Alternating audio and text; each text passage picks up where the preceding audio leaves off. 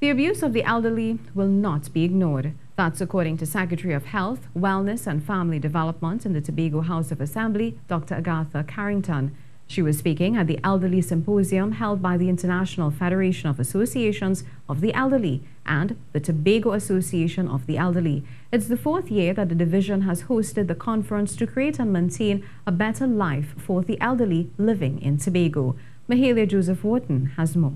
One of the main objectives of the Elderly Symposium was to provide valuable lessons, information and strategies to the Division of Health, Wellness and Family Development so that they in turn could ensure that the growing elderly population is not only comfortable but happy and fulfilled.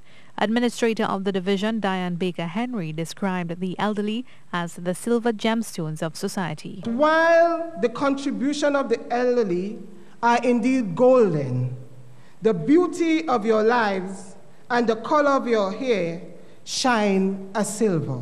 Mrs. Baker Henry said incidences of elderly abuse are an unwelcomed reality that all societies face. She said the division has heavily invested in the training of elderly caregivers to avoid such occurrences.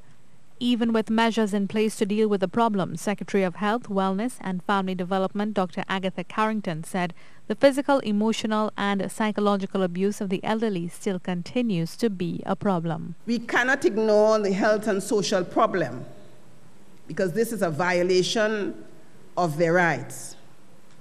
Ladies and gentlemen, as I continue to prepare for this particular exercise, a 2017 study showed that in low and middle-income countries, 15.7% of those over age 60 have been subject to abuse. She believes the figure is inaccurate since in many instances the abuse is not reported. The WHO notes that 1 in 6 older persons worldwide has been subject to abuse.